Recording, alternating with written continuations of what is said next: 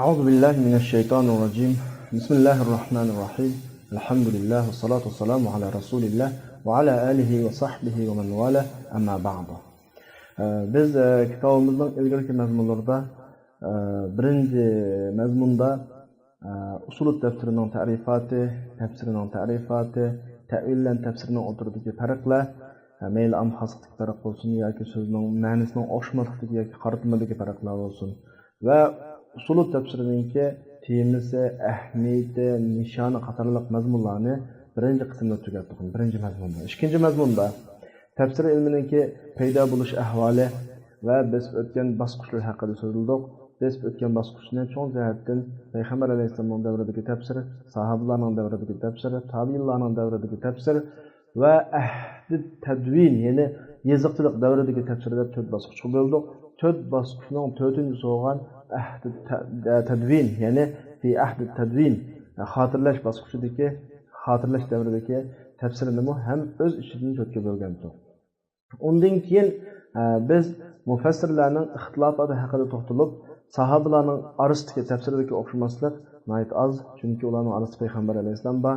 Birinchidan, ikkinchidan ularningki lug'atga bo'lgan, tilga bo'lgan saviyasi yoki til uslubiga bo'lgan tunishi aniq, chunki shu vaqtda qo'llanilgan til uslubi shularning til uslubi. Undan keyin ularning shar'iy bilimlariga nisbatan shuncha to'liq bo'lg'achqa bularning orasidagi ixtilof oz deb kelib, ixtilof bo'lgan taqdirda bu ixtilof zid ixtilof bo'lmasdan tur ixtilofat ekanligini tilolgan va shundaqla mufassirlarning o'tiridagi ixtilofning asl sababini 9 turga ayirib chiqib bayon qilgandir. Undan keyingi mazmunda biz asolibut tafsirini so'zlab o'tdik. Tafsirning uslubi cho'ng jihatdan 4 uslubga bo'lingan bo'lgan. Birinchi uslubda at-tafsir at-tahlili, Alloh solih darasini so'zladik. İkinci uslubda at-tafsir al-ijmali, üçüncüsü at-tafsir al-muqarin, dördüncüsü at-tafsir al-mavdu'i deb so'zlab kelgan. Endi bugungi darsimizning temasi turuqut tafsir, ya'ni tafsir qilishninki yo'llari, mana shu vaqtda prinsipi, tafsirini nimaga tayinlab qiladi bu masala.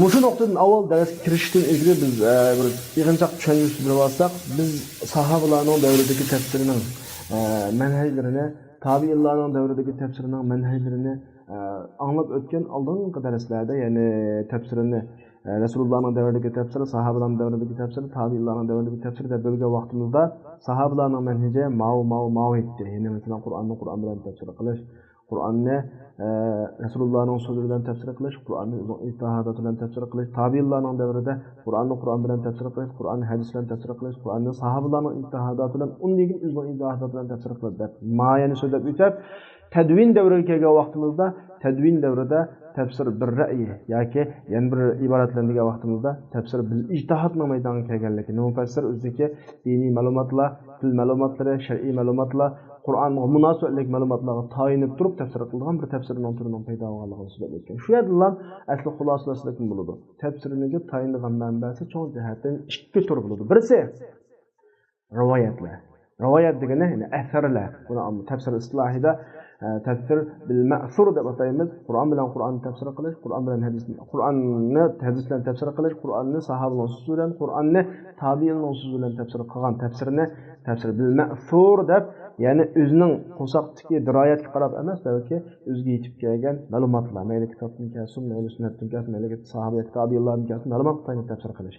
Ikkinchi turi o'zi egallagan Qur'onning tushunchilari, o'zi egallagan hadislar, o'zi egallagan tushunchalar, o'zi egallagan sahobalarning so'zlari va boshqa diniy maqosid va boshqa nuqtalarni yakunlab turib, oyatning tafsiri mandaq bo'ladi deb bevosita tafsir qilish, biz buni tafsir ijtihod deb ikkiga ayirib oldik. Bugungi turuqut tafsiri yana shu tafsirdagi tayinlangan manba nuqtadan tafsirning yo'llari ikkiga bo'linadi. Birisi ma'sur bilan tafsir qilish, yana birisi ijtihod bilan tafsir qilish. Ma'sur deganimiz bayatdan qiladigan yo'llar, ijtihod deganimiz ya'ni shu biz keyin degan o'zining ma'lumotiga tayinib qilgan tafsirni tafsir bil ijtihod deymiz. Abdur bu ahvollar qarta nima tushuntirishlarni qarab boqaylik. نزل القرآن الكريم بلسان عربي مبين وقد كان الصحابة رضي الله عنهم عربا خلصا. Davamlıq umum tushunchalar mushaga bog'liq. Ya'ni Qur'oni Karim uch arab tilidan tushdi. Sahaba radhiyallohu anhumlar xolis arab bo'lib, saf arab bo'lib, Qur'onni til taqozosi bilan tushunibdi. Til taqozosi degani Qur'onning ichidagi til taqozosiga munosabatli o'rinlarni til taqozosi bilan tushunadi. Biroq tilning o'zi Qur'oni Karim ma'nolarining ba'zisini tushunishga yetarli emas. Chunki tildan halqagan uslublar va tildan halqagan mazmunlar bor. Balki oyatlarni o'z ichiga olgan hodisa munosabatlarni bilish kerak. La budda min ma'rifa. Masalan, oyatning sababi nuzul bu nuqtada tildan halqagan nuqta. Sababi nuzul bildiganlar oyatni tushunishi oson to'xtaydi. Qur'ondagi nasikh mansuhlar, Qur'ondagi am-xoslar, mutlaq muqayyad va undan boshqa munosabatli taraflarga bog'liq. Fadlan degani, ya'ni ma'nodan boshqa yana shu tafsir qilg'uvchida yakunlash iqtidori bo'lishi va inki tushuncha iqtidori bo'lishi kerak. Xuddi odatdagi insonlar yozgan murakkablar kitoblarni shu sohada xabari bor kishilar boshqalar tasriq tushunadi yoki toza tushuncha iqtidori bo'sh odamlar tushunishi o'xshagan bir masala. Shunga فقد كان الصحابة رضي الله عنهم ومن بعدهم إلى يومنا هذا. Şoňaşka sahaba radiyallahu anhumlarmı ve ondan kimki bugünkü günümizge kadar bolgan kişilerning hammasi Qur'oni Karimni tushunishda farqlanadi yoki. Ularning ba'zisiga yana boshqalarga qiyin kelmaydigan mazmunlar qiyin kelib qoladigan ahvol bor. Agar odamning zihnlari law tasawat al-azhan zihnilar Qur'oni Karimning ma'nolarini bilishda barabar olgan bo'lsa, o'xshash olgan bo'lsa, o'zaro raqobat batillab ketdi va himmatlar o'chib qoldi. Himmat chunki hammasi o'xshash bo'lsa, hammasi qarasa shu gap, u qarasimi shu gap, bu qarasimi shu gap, kimning qiziqib, men bir narsani bilib olay, men bir narsani obdarroq tushunib olay degisi keladi. Nimishqa desa intilish, kalla shiltish, tafakkur, tadabbur qilishga boradigan omilning yo'qolib ketganligi. Chunki ada bir raqobat bo'lmaydi-da. Lekin Allah jallat hikmatuhu zot Qur'onning alfozlarini ba'zida ko'pligan ma'noga ehtimollar qo'ydi. Qarasa, andan chiqayotgan, qarasa, mandan chiqayotgan. Men endi ma'noni tushunib o'tdim desa, yana bir ma'noni endi bir tushunib. O'g'andan to'xtab tura, ajab, men tushunmagan ma'noni tushunibdi-ya, men iznib boqay deydigan bir xil ideya turtki paydo bo'ldi-da. Va kishilarni Qur'oni Karimda tadabbur, tafakkur qilishga qana qildi buyurdi. O'yinib Qur'oni Karim haqida dedi. Va kishilarni shunga qiziqtirdiki, kitabun anzalnahu ilayka mubarakun deb bo'lib, qaranglar, liyadabbaru. Ya'ni musulmonlar Qur'on haqida qanday qilsin uchun, tadabbur qilsin uchun. Ayatihi wal yatadhakkara ulul albab. Qur'onni tushunganlarni Alloh ulul albab deb sifatladi. Yana bir oyatda afala yatadabbaruna al-Qur'an am ala qulubin aqfaluha. Demak, Qur'oni Karimning ashta ehtimolli taraflari ko'zilsa chiqadigan. Xuddi oltiqliq kristal aynak o'xshaydi-ku. Mayaqdan birisi qarasa, boshqacha ma'no tushunayotgan. Mayaqdan birisi qarasa, yana bir ma'no tushunayotgan. Unda olgandan keyin ma'noning tushungan ma'nosiga qiziqib, yana intiladi. Men tushungan tarafini tushunmabman-ya deb u intiladigan gap. Demak, bir xil Qur'onning umumiy uslublarining tuzilish shakli, undan keyin payg'ambar alayhisolamning Qur'oniga bo'lgan muomalasi, sahobalarning muomalasi, uningdan eng burun Qur'oni Karimga bo'lgan tadabbur, tafakkur bo'lgan buyruqlar, ya'niki Qur'oni Karim haqida, Qur'oni Karim tushunish haqida, Qur'oni Karimni tafsir qilish babida bir xil raqobatni shakllantirgan. Shuning bilan bu raqobat na'dan boshlangan desa, sahobalardan boshlangan. Shunda o'tadi. Valihada shunga sahaba radhiyallohu anhumlar va ulardan keyingi musulmonlar Qur'onning oyatlari haqida tadabbur qilish, uning ma'nolarini bayon qilish haqida va uning hikmat ahkomlarini yakunlash haqida muraqobatga tushgan. Chunki bu fazilat. Kim ortiq bir narsa bilsa Qur'on haqida, uning darajasi Allohning nazarida shuncha ustun turadigan gap. Agar ular Qur'oni Karimda o'zaro tafsir qiladigan mazmunlarni topsa, ahadu bihi, shuni tutatdi. Va illa agar topolmasa, Rasulullohga murojaat qiladi. Rasululloh ularga bayon qilib beradi. Fa in wajadu, agar ular Rasululloh hayot vaqtida bayon qilib beradi. Vafotidan keyin Rasulullohning hadisiga murojaat qilib, fa in wajadu, topolsa, xolos. Va illa agar topolmay qolsa, sahobalarning so'zlariga murojaat qiladi. Agar bu ularni hadirib qo'ysa, a'yahum zargina sahobaning so'zlaridan chiqmasa, undan keyin bola o'zlarininki ijtihod qiladi. Dal mushnu bilan tafsirning yo'l manbasi töndigidek ikki nuqtaga markazlashdi. Birisi at-tafsir al-ma'thur. Qur'onni Qur'on bilan tafsir qila olsa, Qur'onni hadis bilan tafsir qila olsa, Qur'onning tafsirini sahobalarning so'zlarining ichidan topa olsa, Qur'onning so'zlarini tabiinlarning so'zlaridan topa olsa, bu tafsirni biz at-tafsir bil ma'thur deymiz. Ya'ni buning tayanchisi, ma tafsirining manbasi asar. Asar hammani shu manbaning hammani o'z ichiga oladi. Agar uni topolmay, mujtahid o'zining ko'ziga maqsadni oyalardan topolmay, yoki mufassir o'zining nishonini, biz qaysi kuni tafsirda bir ittijoh bor dedik emasmi? Shu nishonini shu yerda topolmay, o'zi tafakkur qilib, o'zining kallasini topsa, ya'ni o'zining ma'lum ma'lumotlarga tayanib, diniy, shar'iy asoslarga tayanib turib, Qur'onning o'zi bayqagan tafakkur chayqalib olib qolsa, buni biz tafsir bil ijtihod deymiz. Allohning fazli marhamati kengriki, Qur'onning tafsirini sahobalar xos qilib qo'ymadi. Tabiinlar xos qilib qo'ymadi yoki ilgirgi salaf cho'nglar xos qilib qo'ymadi. Balki bugun kunimizdagi 21-asrdagi bizdek insonlarning ichidanmi Qur'ondan yangi ma'nolarni, yangi tushunchalarni, ilgari bayqalmagan ilmiy mo'jizalarni maydonga chiqaradigan o'limalarni maydonga keltirdi va keltiradi va bundan keyin keltirgisi. Mana bu Allohning bizga qilgan rahmati. Anda o'gandan mush nuqtadan agar tafsirini qilgan mufassir ilgirki aqvollarga tayanib tafsir qilsa, masalan, oyatni oyat bilan tafsir qildi, Qur'onni Qur'on, hadisni hadis bilan tafsir qildi, yoki Qur'onni sahobaning itoat yoki tabi'in itoat bilan tafsir qilsa, tafsir bil ma'thur deb ataladi. Chunki buning manbasi asar. Uning yana bunday tutgan vaqtda ilgirlar naql qilingan aqvollar. Agar unday qilmay, o'ziga tayanib turib, o'zining kallasini ishlatib, o'zining tafakkuri, o'zining tadabburiga asosan tafsir qilgan bo'lsa, bunday tafsirni tafsir bil ijtihod deymiz. Ikkilisi tafsir sohasidagi mu'tabar tafsirning yo'llari, ammo madam uning shartlariga, har ikkilisining shartlariga rioya qilsak, tafsir bil ma'surdami har zaif, mavdu tafsirlar bor. Yani agar biz tafsirga dalil kelgan hadislar to'qilmay yolg'on hadis bo'lib qolsa, bu tafsir ojiz tafsir bo'lib qoladi. Asarlar ojiz bo'lib qolsa, ojiz bo'lib qoladi. Tafsir bil ijtihodda u o'zi hozirlash tegishli shart-sharoitni hozirlamay turib tafsir qilgan bo'lsa, buning tafsiri yanada ojiz, g'ayri mu'tamad tafsirga aylanadi. Demak, har ikkilisi mu'tabar tafsir prinsip jihatdan, ammo shart-sharoitga amal qilgan asosli qilsa, bu bayat degandek mu'tabar bo'laveradi. Ikkilisida o'zining amal qilish shartiga amal qilsa, har ikkilisi mu'tabar bo'lmaydi. Ammo mayadiki atalg'u jihatda tafsir bir ra'y desa, xuddi bizga man qala fil Qur'oni bi ra'yihi degan ra'yi bilan ra'yi o'xshash bo'lgandan xuddi o'z ra'yi bo'yicha degandek bir xil tuyg'u qoladi. Lekin bu yerlik ra'yini imkon bor ijtihod deb tushunsak, bo'lsa atalg'uda ijtihod deb atalg'u atasak, bir qadar muvofiqroq ham optimum maqsadi ham shu. Ana olsa biz darsimizning mazmunini xulosalaydi hozir. Biz hozir kelgan asosiy mazmun tafsirining yo'llari, ya'ni tafsirining manbasi, tafsirining tayanchisi ikkiga bo'lindi. Birisi tafsir bil ma'thur, ya'ni birisi at-tafsir nima? Bir ra'y. Sanatanawal zalika bi shay'in min al-bayan ki tuvanda uni azroq bayon qilib o'tamiz.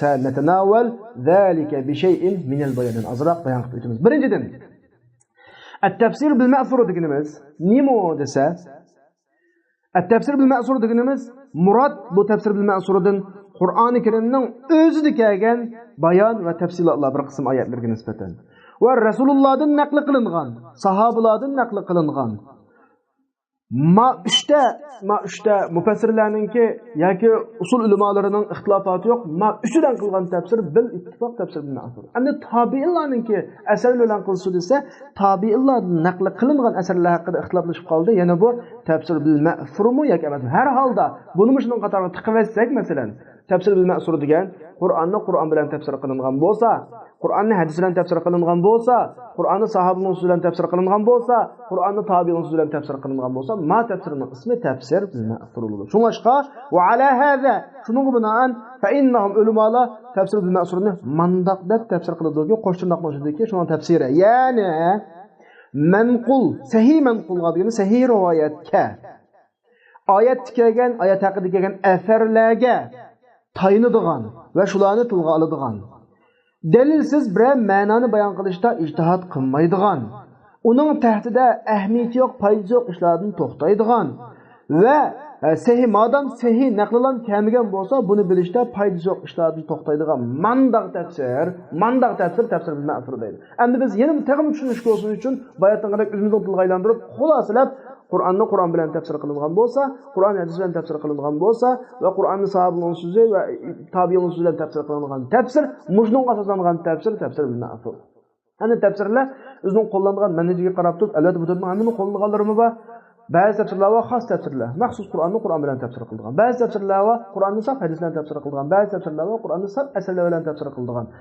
Yoki hammasini o'rtaq ishlatsa ham bo'ladi. Har holda mushu 4 yo'ldan chiqib ketmasa, bu tafsirni biz tafsir bil ma'thur deb ataymiz. Bu tafsirning fazilati va darajasiga kelsak, tafsir bil ma'thur tafsir turlarining eng ortiqi va eng a'lo. Nimishqa? Chunki Qur'onni Qur'on bilan tafsir qilish. Qur'on yana Allohning so'zi, yana Qur'on Allohning so'zi. Allohning bilan tafsir qilish degan gap, birov o'zi degan gapni o'zi tushuntirish degan gap. Birov o'zining gapini eng tushundig'ini shu gapning qoidasi. Undaganda Qur'ondagi maqsadni eng tushundig'ini Alloh. Alloh o'zining murodini eng obdan biladi. Undagandan keyin Qur'onni Qur'on bilan tafsir qilish xatolik tutun yuz bermaydigan holatda tushunsak bo'ladi. Madam shuni to'g'rilab akilalasak. Ya bu tafsir bil ma'sur degan Alloh Qur'onni Allohning kalomi bilan tafsir qilish. Bunda desak fa huwa a'lam bi muradihi. Alloh o'zining murodini obdan biladi. Bu a'lo tarafi. Ya Musa tafsir bil ma'sur degan Qur'onni Rasulullohning kalomi bilan tafsir qilish sallallohu alayhi vasallam. Unda o'g'anda yana masala yo'qki, chunki payg'ambar alayhisalom Alloh taoloning kalomini bayon qilib beruvchi huquqi va azat. Ya Musa sahobaning so'zi bilan tafsir qilish bo'ldi. Bunda degan taqdirimizda sahobalar fahom degan ular Qur'oni Karimning tushkunga hozir bo'lgan.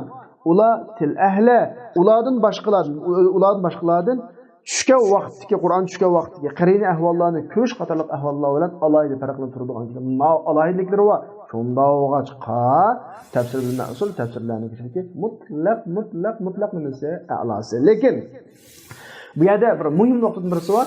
Qur'onni Qur'on bilan tafsir qilgan vaqtda masala chiqmaydi. Ammo Qur'on hadis va sahobaning so'zi bilan tafsir qilgan vaqtda hadisning sahihligi, zaifligi, rivoyat yo'llarining isnodlarining shart sharoitining hozirlanmaganligi dal tafsirining ojiz kuchli qolishdagi cho'ng omil. Cho'ng olib turadi. Lekin shu bilinishi kerakki, ma hadis sahobaning so'zi bilan tafsir qilish degan gap Rasululloh yoki sahobalardan sanatning sahih kelish shartlari. Mashhur degan sanatning sahih kelish shartlari hadis cho'qim sahih bo'lishi kerak, tafsirga kelmoqchi bo'lgan hadis. Yoki tafsirga kelmoqchi bo'lgan sahobaning so'zi cho'qim nima bo'lishi kerak? Sahih bo'lishi kerak. Endi sahoba deblam uni isnodini so'z qilmay, yoki hadis kan deblam zaif bo'lib qolsin, hatto mavdu bo'lib qolsin, akli versa, ma tafsir abayatidek biz degan fazilat, biz degan darajaga yetolmaydi. Shunlashqa va yanbaghi an natafattana bizki tafsir bil ma'surga to'qulmuchilik kirib olgan. Va buningga suiqasd xurofotlar eqib yushurin kirib olgan. Buningdagi sabab tuvandagi bir necha xil sabab ko'rib taqiladi. Birinchisi islomni oshkorlagan tazahhur bil islom degani musulmon bo'lgan qiyofatga kirib olgan Yahudi zindiqlar bo'lgan islomning dushmanlari o'zlarining kitoblaridagi o'zgartirilgan xabarlarni suiqasd qilib kirgizish uchun suiqasd qilgan ishga bular buni har xil nomlar bilan sahobaning nomida, Rasulullohning hadislarining nomida yolg'ondan to'qib kirgizayotgan ahvollar bor. Buni alohida diqqat qilish kerak. Ikkinchisi, botil mazhab va to'qilma soxta mazhab sohiblari, masalan, Rafizlarga o'xshash, bular hadislarni yolg'ondan to'qib, yolg'ondan bo'htondan Rasulullohga nisbat bergan, Rasululloh sahobaga nisbat bergan kishilar suiqasd qilgan tafsirlarmi? Bu tafsir bil ma'sul nomida tafsirning qatoridan o'rinib qolgan ahvollar bor. Ma'noga diqqat qilish kerak. Uchinchi sabab sahobalarga nisbat berilgan nurg'un so'zlar isnodsiz holat naql qilinganki, tafsir Ibn Abbos buni deydi, isnodi yo'q. Faloni buni deydi, isnodi yo'q. Hukuni buni deydi, isnodi yo'q. Mana bu ahvollar, mana bu ahvollar dal sahih bilan g'ayri sahihning aralashib ketishi, haq bilan botilning aralashib ketishiga boradigan ahvollar. Demak, bu 3 xil sabab tufaylidan tafsir al-ma'surga to'qilma, yolg'on tafsirlar kirib qolgan ahvol o'g'achqa fa innahu shunlashqa cho'qim tafsir bil ma'surni rivoyat qilgan vaqtida qattiq aniqlash, tasabbut degani aniqlash kerak. Buning asosan tafsir bil ma'surni ikkiga bo'lamiz. Bunday ikkiga bo'lamiz. Birsi uning sahihligiga va qabul bo'lishiga dalillar to'liq bo'lgan. Xuddi hadisning zaif sahihlab bo'lganga o'xshashlar masala. Ikkinchisi, yuqoridagi sabablardan bir sabab tufaylidan sahih bo'lmay qolgan tafsir. Manda tafsirni yajibu radduhu, rad qilish vojib. Uni qabul qilish qolmaydi. Uni bilan shug'ullanib, ugunib o'tirishkim bo'lmaydi, o'gitishkim bo'lmaydi. Illaki oydinlashtirish uchun ma tafsirda menda to'qilma ekan, diqqat qilinglar deyish uchun egasi bo'ladi. Yoki uning ozg'unligiga askar uchun, hattoki buningga birov oldinib ketmaslik uchun askar tushishdan qana qilsa bo'ladi. Ugasiga so'zlisi bo'ladi. Unda olmaganda uning vaqt hisob qilishning hojati yo'q. Endi bunda desa o'quvchilarimizning kallasiga bu tafsir bil ma'sur degan shu Qur'onni Qur'on bilan tafsir qilib qo'ysa, Qur'on hadis bilan tafsir qilib qo'ysa, Qur'onni sahih bilan tafsir qilib qo'ysa, Qur'onni tabi'in bilan tafsir qilib qo'ysa, oson tafsir ekan-ku. Shu Qur'onni Qur'onga qo'shib qo'ysa bo'ldi ekan-ku. Qur'on desa, ya unda asos yo'q. Shunga o'tirdi va laysa minal haqq. Al-i'tiqod. Mundaq deb o'ylash to'g'ri emas, haq emas. Ya'ni tafsir bil ma'surlik kitob yozish bu avtomatik bir ish ekan-ku. Bunun sahibininki bunu da qiladigan ishi shu naql qilib taslam bo'ldi ekan. Laysa li sahibihi min amalin fi degan gap bu tafsirda sahibininki qiladigan ishi illa naql, faqat naql ekan-ku deb qarash to'g'ri emas. Balki maqildagi tafsir mufassirdanmi bir tirishchanlikqa ehtiyojli, o'quvchidanmi tirishchanlikqa ehtiyojli. Mufassirning o'quvchi nima ish qilsa mufassirning mazhabini oydinlashtirish uchun. Avval mufassir qilgan tafsirlarda oyat bilan oyatning munosabat moslashchalik tarafini intayin aniqlash kerak. Ondan keyin hadislar kelib qolsa, akagan hadisning sahih zaifligiga alohida qilib sahobaning so'zlari shu. O'qigan odammi mufassir qanday ko'z qarashgan odam. Buni akagan asarlari, akagan hadislari nimani nishonlagan? Demak, ma tafsirining ittijohi nima? Ma'ni bayqil. Ya'ni mufassirning bo'lgan tirishchilik degan nima desa, o'zi shuningga yuzlanib ketyapti deb qaragan. Annaha muttajiha ila degan gap shu o'z oyat shuningga yuzlanib ming'liq, ya'ni shuni nishonliq deb qaragan oyatning atrofidagi butun mazmunlarning hammani bir yerga to'plash uchun va shu oyatlarning ma'nosini kallasiga, zehniga tiz kelganlarini maqsad qilish uchun bir tirishchanlik ko'rsatish kerak. Demak, manda qilish kerak. Mushu ta'sir ostida ba'zida o'zing bir nishon o'g'achqa rivoyatlarni qabul qilib soladi, ko'ngilib soladi, sahih bo'lmas. Chunki o'zining nishoniga uyg'un keladi ma'lum. Ba'zida biz hadislarni rad qilib soladi, uningga ko'ngli tatmagan vaqtigini o'zining asli nishoni mayaq kelsa, ma'dis uning zid kelsa asta qayrib qo'yish yoki ko'ngli tatmas ehtimoli manda o'g'achqa cho'qqum o'quvchi mushu mufassirning nishoni nima, ko'z qarashi nima, nimani amalga oshirmoqchi, nimani ro'yobga chiqarmoqchi. Endi o'sha nishonni bilib olgandan keyin akagan hadislar, rad qilgan hadislarni selektirib turib to'xtab turib. Muhammad akali yuribdi, o'zining nishoniga uyg'un kelganligini akeldimi, aniqlab boqay. Muhaddis rad qilibdi, o'zining asli maqsadiga kelganligini rad qildimi, sahih zaifni aniqlab boqay.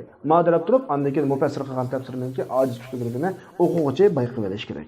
Ma'vo mufassirning bo'lgan tirishchilik, o'quvchining bo'lgan tirishchilik, Musa mufassirning mazhabini bayon degandek bayqash, ko'z qarashlarini bayqash, mufassir uning mos kelmaganligi uchun rad qilgan asarlarni aniqlash kerak. Nima ish qilib qiladi buni? Faqat o'zining nishoniga to'g'ri kelmaganligi uchun rad qilyapti. Do'yaga dalilga tayinibmi?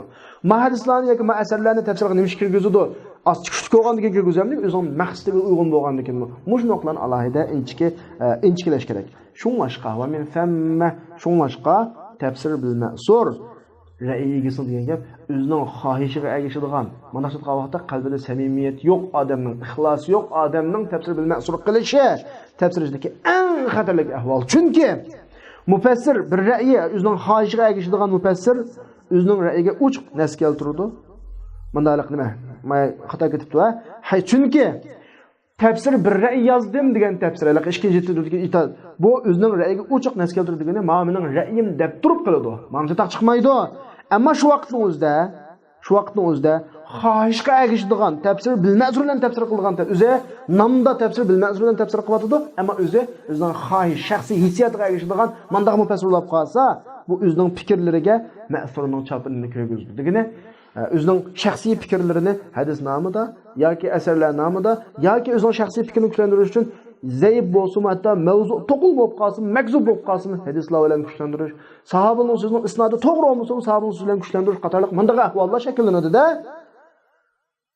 U aytgan asarining sahihini zaifidan bilmaydigan odam oldin ketib qoladi. Chunki tafsir bil ma'surda tafsir bil ma'sur degani cho'qim Qur'on bilan tafsir qildi, hadisdan tafsir qildi, ijmo bilan sahobaning bilan tafsir qildi, xolos bu kuchli deb o'ylaydi, oldin ketadigan gap. Shunga xohish o'zining nafsaniyatiga ergashadigan, o'zining shaxsiy g'arazini amalga oshirish uchun tafsir qiladigan odamning tafsir bil ma'sur yozishi intayin xatarli.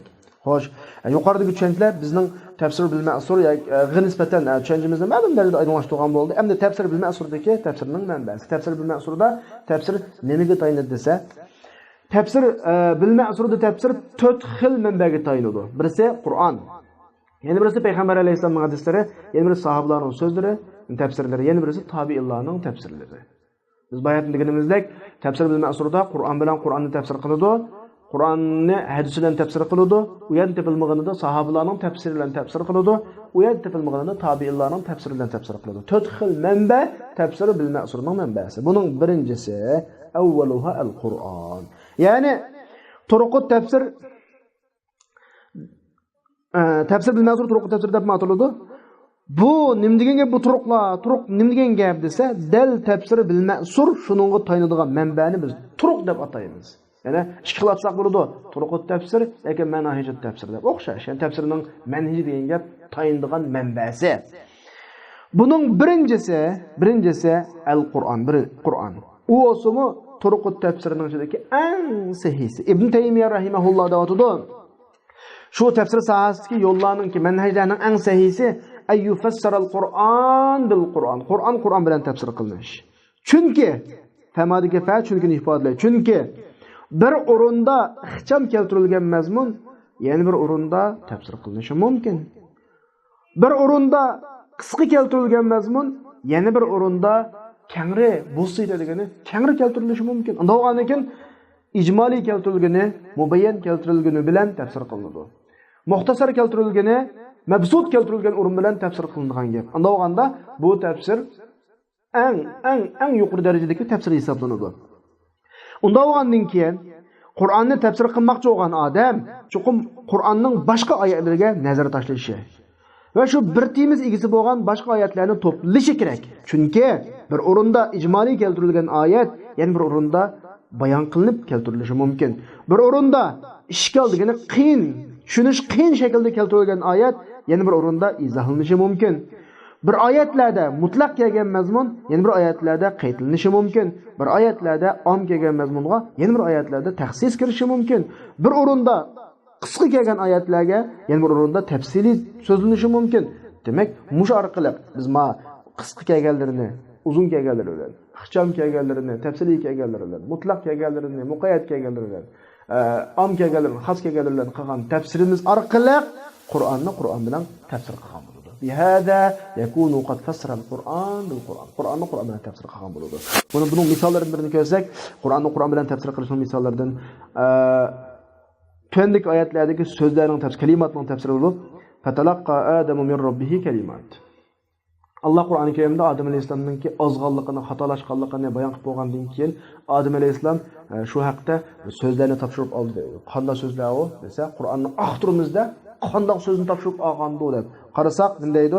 Bu so'z topshirib olgan so'z Allohningki. Muni duoni qilsang gunohingni kechiraman degan asosiy so'ziki, qala robbana zalamna anfusana va illam taghfir lana va tarhamna lanakunanna minal khosirin. Buni duo bilan gunohga kechirilgan. Chunki Alloh mush duoni qilishni ularga qanaqa qilib o'rgatganda Adam alayhisalom topshirib olgan so'z mush shu. Yana bir misol, uhillat lakum bahimatul an'am deb bo'lib, butun chorvalarimiz halol deb bo'lib, illa ma yutla alaykum. Sizlarga tilovat qilinadigan harom deyotdi. O, tilovat qilinadigan qaysi? Oxtirimizda Qur'ondan aqtarsak, harom deb, harom sifatlan tilovat qilinadigan bir mundlik hayvonlar chiqdiki, hurrimat alaykumul maytat wad-dam ولحم الخنزير وما أحل لغير الله به والمنخنقة والموقوذة وباشقى آياتنا آخر سنة demek ماو آياتك وما يطلع إلا ما يطلع عليكم يطلع عليكم من نسي تفسير سماو Qur'onni Qur'on bilan qanday qilish tafsir qilish Allohning tuvanlik so'zida qiyomat kunisi do'stlik shafaat yo'q deb inkor qilindi. Ya'ni qad varada do'stlik shafaatning inkori qiyomat kunisi tuvanlik so'zida ya ayyuhallazina amanu anfiqu mimma razaqnakum min qabl an ya'tiya yawmun la bay'un fihi wa la khulla wa la shafa'a wal kafirun humuz zalimun. Ya do'stlikni ishlamaydi, shafaatni ishlamaydi dedi. Ammo boshqa yerlarga qarasak, ishlaydigan shafaat, ishlaydigan do'stlik bor. Masalan, nima dedi desa, do'stlikning ichida muttaqillarning do'stligi chiqarilindiki, al-akhilla yawma idin ba'duhum li ba'din adu illa al-muttaqin. Oyatdan ma'ni chiqarib oldik. Shafaatın Allah izliqini chiqarilindiki, wa kam min malakin fis samawat la tughni shafa'atuhum shay'an illa min ba'd an ya'zana Allahu liman yasha wa yarda. Demak, oldidagi oyatdagi do'stlik yo'q, do'stlik ishlamaydi, shafaat ishlamaydi degan mazmun ma'yadagi oyatlardan tafsir qilindiki, ishlamaydigan do'stlik, ishlamaydigan shafaat, yo'lsiz do'stlik, yo'lsiz shafaat. Ammo muttaqillarning o'zaro do'stligi Allah izni berganlarning qiladigan shafaati albatta ishlaydi degani yuqoridagi oyatlarni tafsir qilindi. Masalan, yana bir misol qarasak, Alloh subhanahu va taolaning "Men ya'mal su'an yujza bihi" inson qilgan gunohlarining hammaga jazolanadi. Uni olib qolsa, ishimizning tugashgani shu.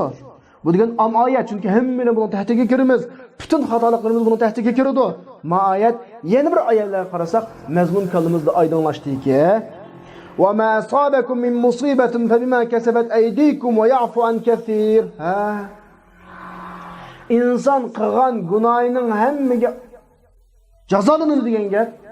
Mu'minlarningki qilgan gunohi dunyodagi musibatlar bilan jazolanadigan gap ekan. Manda gap ekanda asli bu. Un oxiratlar emas, balki dunyoning mu'minlarning qilgan gunohining ba'zisiga dunyoda musibat o'tish, xafalık tortish, ba'zi bir ishlar o'shash orqali nurg'ulari mag'firat qilinib, qiyomat tuyg'anda oq boradi ekan.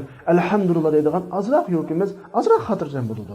Unda olmaganda va men ya'mal su'an yujza bihi deb agar mushuni mushtaram tushunib qolsak, qiyomat kuni bizning har bir qilgan ishimizning hammasining jazosini tortadigan ish bo'lib qoladi. Allah hammalarning gunohlarimizni mag'firat qilinadigan qatorlarni qilsin. Mavamda yuqoridagi misollar bilan Qur'onni Qur'on bilan tafsir qilishning misollari va birinchi manba, tafsir ma'surining birinchi manbasi Qur'onni Qur'on bilan tafsir qilish. Ikkinchi manbasi Qur'onni Payg'ambar alayhisolamning nima bilan tafsir qilish, hadis bilan tafsir qilish. Qur'onni Payg'ambar alayhisolamning hadis bilan tafsir qilish. Ibn Taymiya rahimahulloh deyotdi. Fa in a'yaka zalika, agar seni hadir olib qo'ysa degani Qur'onni Qur'on bilan tafsir qilish hadir olib qo'ysa. Topolmasan Qur'onning tafsirini Qur'ondan, fa alayka bis-sunnah. Sen Qur'onni hadisni chang tutsang bo'ladi. Chunki u hadis Qur'onning izohatchisi, Qur'onni izohlovchi. Belki İmam Abu Abdullah Muhammed İdris Şafii, yani İmam Şafii deyotdi. Rasululloh hukm qilgan barcha narsalar, gap so'zlar, ish harakatini barliq hadislar فهو مما فهمه من القرآن كرسولullohning Qur'ondan tushungani.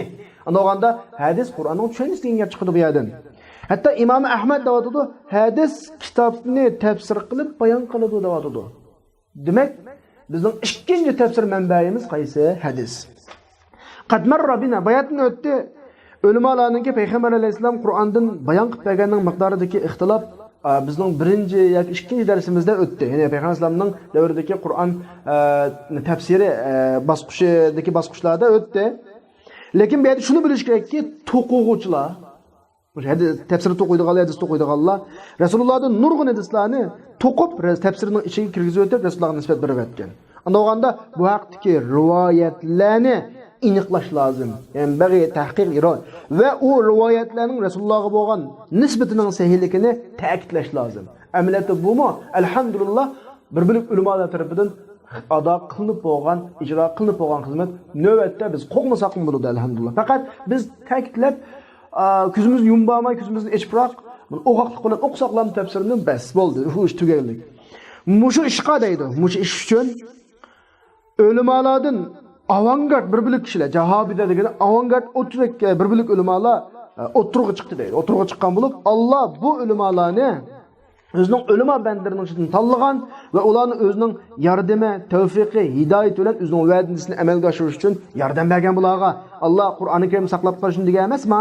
Inna nahnu nazzalna zikra va inna lahu lahafiz. Alhamdulillah, muhaddis ulamolarimiz, jarh ta'dil ulamoları Rasulullahning hadislarining hammani quduq qazgandek, dengizning ichidan kichkina narsalarni izdigandek butun hadislarni aqtirib, hadislarning sahih zaiflarini ayirib, alhamdulillah ko'pincha hadislar ayrilib bo'lag'lar.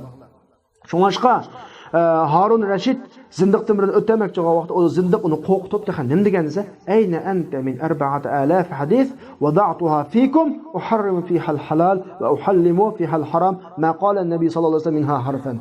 Meni o'ltirasa, ayna anta, men aranglarda to'qigan, shu orqali halolni harom, haromni halol qilgan 4000 hadisdan ne desa, meni o'ltirmasang nereden topsiz hadislarni? Halbuki Peygamber Aleyhisselam ondan bir harfini deb qaranglar, mazlumning zindiqning gapini 4000 hadisni to'qiyotgan gapda degan vaqtda Harun Rashid nayt ishonch bilan qaranglarmaga. Chunki o'lim olibadi. Hey Allohning dushmani, sen Abi Ishoq al-Fazari, Abdullah ibn Mubarak, ma ikkisidek o'lim oladin ne desa, nerede qalding sen? Sen xiyolingda 4000 hadisni to'qib o'tib, bularning ishini igizpas o'ngtay to'ngtay qilishini o'yladingmi? Allah bizga mandaq esl ulmoni berganki, bular deydi. Bu hadislarni bir-birlab axtarib, harpan chiqib tashlaydi deydi. Mana ishonchi va ma'lumot. Mana shu ilmlar bizning o'tgan asrlarda alhamdulillah Yahudi, xristiandan bo'lgan zindiqlar to'qiyotgan hadis yoki boshqa to'qil mazmunlarni qizib chiqarib o'tgan. Demak, tafsir bil ma'thurning ikkinchi manbasi qaysi? Hadis. Endi hadis bilan Qur'onning munosabatiga kelsak, hadis Qur'onni har doim tafsir qilyapti. Qanday shaklda tafsir qiladi desa, avjuh bayon sunna lil kitob. Ya'ni hadisning kitobni bayon qilish yo'llari. Mana shu vaqtda hadis bilan Qur'onning o'tirdagi munosabat to'rt turli kitobda bayon qilinadi. Ya'ni al-alaqa wal alaqa bayna sunna wal Qur'on laha wujuh. Hadis bilan Qur'onning o'tirdagi aloqaning bir qancha yo'llari borki, ularning birinchi yo'l hadis bilan Qur'onning munosabati. Hadis Qur'onni amrlarni xoslab, mutlaqlarni muqayyatlab, ijmollarni bayon qilgan. Abturmada o'tdi shunga. Birinchidan sunnat Qur'oni Karimda ijmoliy keltirilganlarni bayon qiladi. Mushkal kelgan mazmunlarni izohlaydi. Am kelgan mazmunlarni xoslaydi, mutlaq kelgan mazmunlarni qaydlaydi. Masalan, bularning to'rt turlik sifati bor ekan va buning birinchi misoli Qur'oni Karimda namoz va vaqtlari yo'q. Yoki namozning vaqtlari bo'lsa-mu, mujmal shaklda namozning rakat sonlari, kayfiyati, zakatning miqdorlarining bayoni, anvo hadisning haj faoliyatlarining bayoni, qanday ado qilish masalalarining hammasi Qur'oni Karimda bayon qilinmoqda. Qur'oni Karimda namoz o'qingda ba, zakat beringda ba, haj qilingda ba, Ramazon tutingda ba, qolgan tafsilotlar yo'q. Bularning hammani kim bayon qiladi? Hadis bularning hammani bayon qiladi. Ma'vo Qur'oni Karimdagi ijmoliy mazmunni bayon qilganning misoli. İkincisining misoli, ya'ni Qur'oni Karimdagi mushkil mazmunlarni izohlaganning misoli. Halaqqa bir sahoba xato tushunib qolgan bir oyat bor-ku, xaytul abyad, xaytul aswad deb. Buni sahab aqib qirib deb tushunib qolgan bo'lsa, payg'ambar alayhisalom hadis orqali bu kunduzning aqi, kechining qarasi deb tushunib qo'ydi. Bu hadisning Qur'oni Karimning mushkil mazmunlarini izohlaganning misoli. Üçüncüsü amni xaslaganning misolidan birisi ya ayyuhallazina amanu va lam yalbisu imanahum bizulmin deb darsni oldida o'tdi. Bu yerdagi zulm umum zulmni ko'rsatsa, sahobalar ashu zulm o'xshaydi deb tushunib qilib, ansirab ketgan. Zulm qilmaydigan kim bor jahonda? Ammo payg'ambar alayhisalom uzun hadis orqali bu umum zulm emas, lekin nima shirk deb shirk bayon qilgan. Ya'ni lekin payg'ambar alayhisalomning so'zi bilan shirk deb xoslandi masalan. Mutlaqning muqayyad qilinganning misoli faqtav aydiyahum desa, ma'mu qo'l, mayamu qo'l, mayog'icha qo'l. Mayog'ichning qo'lni kesib o'tamdiq desa, hadis orqali qo'lning mayog'icha kesildiganligi bayon qilindi. Ya'ni Alloh taolaning faqtav aydiyahum degan so'zga qo'lni qaytlash yamin, ya'ni o'ng qo'llab mutaxi, ya'ni nag'icha alqonning bamiligicha deb qaytlash hadis bilan qaytilgan ahvollar. Mana to'rtta Qur'on bilan hadisning birinchi munosabati, yo'l aloqasi. Ikkinchi Qur'on bilan hadisning aloqa yo'li bo'lsa, hadis Qur'onning ichidagi bir so'zning ma'nosini bayon qilish yoki so'zning munosabatlik tarafini qana qilish, bayon qilish yo'li bor hadisningki. Ya'ni Qur'on bilan hadisningki aloqasidan birinchi yo'l yuqori degandek Qur'onda ijmoliy keltirilganlarni bayon qilish, mushkallarni izohlash, amni xoslash, mutlaq muqayyadlash. Ikkinchi yo'l bir so'zning ma'nosini bayon qilish yoki so'zning munosabatlik mazmunini bayon qilish. Masalan, Qur'oni Karimda mag'dubi alayhim deb keldi, hadis buni yahud deb bayon qildi. Dallin deb keldi, hadis buni nasara deb bayon qildi. Mana o'xshash ikkinchi munosabati. Uchinchi munosabati Qur'oni Karimda kelgan mazmunlarning ortiq ahkamlarni bayon qilishga Qur'oni Karim tilga olmagan ahkamlarni hadis bayon qiladi. Masalan, Qur'oni Karimda ojiz singilni, ikki hamshirini bir nikoh qilishni haromligi, antajma'a baynal ukhtayn. Ammo hadisda ayol bilan ayolning hammasi yoki ayol bilan ayolning jiyan singlisini nikoh qilishning haromligi hadisdan chiqadi. Ya'ni ayol kishini hammasining ustiga nikoh qilishning haromligi. Sadaqat fitr masalasi Qur'onda yo'q, hadisda bor. Zanini rajma qilish masalasi Qur'onda yo'q, hadisda bor.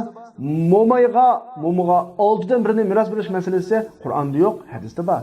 Ulamolar birdek ittifoq qabul qilgan masalalarning birisi. Ma'vo hadis bilan Qur'onningki 3-chi munosabat yo'li. 4-chi munosabat yo'li ta'kid bayonligini. Qur'onda bir mazmun keraklik, hadis buni ta'kidlab keraklik. Mana shaklda.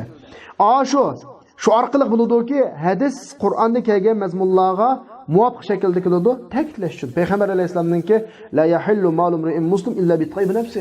Musulmonning mali ko'ngli o'zi xohlab bi tayyib nafsiga ko'ngildan rozi bo'lib bersa, andikin halol bo'lmas, o'zi elib olsa halol emas desa, Bu del Allah Teala'nın tönlük süzdeki ayetlerge maskıladaki la ta'kulu amwalakum beynakum bil batil. Aranlardaki mallarını yalgan yodak batıl yolla bilen qanday qilmanglar, yaman manglar birisi-birisini. İki ayetler mahadisning nassi, iki nas mazmuniyati o'xshash. Demek şunu bilen aşkar oldu ki Peygamber Aleyhissalatu vesselam'ın hadisi tefsir bil ma'surning Kur'an bilen qo'shilib eng muhim manbalaridir. Biz bayan qildik. Tefsir bil ma'surning manbasi 4 oldu. Birisi Kur'an, ikincisi hadis. Hadis Kur'an bilen qo'shilib eng muhim manbalaridan birisi. Hem üçüncü manba sahaba radıyallahu anhumlarning tefsiri. İbn Teymiye rahimahullah deydi, şu vaqtda. Yani sen Kur'an tefsirini Kur'an'da mı tapamazsan, hadiste mi tapamazsan, bu haqda sahabalarning so'ziga murojaat qilasiz. Chunki ular buni o'tdan bilguchi adra bizalik. Nimishqa lima shahaduhu min al-qara'in wal ahwal allati ikhtassu biha. Bular o'zi xos bo'lgan qarina ahvollarni ko'rganlik yusidan, shahid bo'lganlik yusidan va ularning to'liq tushunchasi bo'lganlik yusidan va sog'lom ilmi bo'lganlik yusidan, xususan ularning ulamo kubrolari texmi bu jihatda texmi ishonchlik deb Ibn Taymiye rahimahulloh mandaq degan. To'rtinchisi tefsir bil ma'surning 4-cü manbasi tabi'illarninki nimasi tefsir. Ibn Taymiye rahimahulloh deydi, sen tefsirini Kur'an'dan tapamazsan, hadisdan tapamazsan, sahabalardan tapamazsan, imamlardan köpüncüsü bu haqda tabi'illarning so'ziga murojaat qilgan. Masalan, Mujohid ibn Jibr. Chunki bu odam tefsir sohasidagi bir rumuz, simol xarakterlik odam bu. Said ibn Jubayr, Ikrima Mavla ibn Abbas, Ata ibn Abi Rabah, Hasan al-Basri, Masruq ibn Ajda', Said ibn Musayyib, Abul Aliya, Rabi ibn Anas, Qatada, Dahhak ibn Muzahim ve ondan başka tabi'in ondan başka nurgun salaf, mujtahid, mufassir ulamalar var. Şularning tefsiriga murojaat qilsang bo'ladi. Demek mana bu yuqoridagilar tefsir bil ma'surning eng muhim manbasi hisoblanadi. Endi tefsir bil ma'surning hukmi, tefsir bil ma'surini elish vojib. Bunun sehiylan bo'lgan chanab chiqish to'g'ri emas. Ammo muhimini qayt eskartib qo'ydigan bir nuqta, cho'qim Qur'onni hadislarni tafsir qilgan vaqtda, sahobalar bilan tafsir qilgan vaqtda, immaning so'zi, ya'ni tabi'inlarning so'zi bilan tafsir qilgan vaqtda cho'qim sanatga, hadisning sahih zaifligiga va boshqa asarlarning sahih zaifligiga alohida diqqat qilish kerak. Boshqa tafsirimizga boshqalarning suiqasdidan kirib qolmaslik uchun. Bugungi darsimiz shuni bilan to'xtaydi. Va axiru da'wana alhamdulillahi robbil alamin.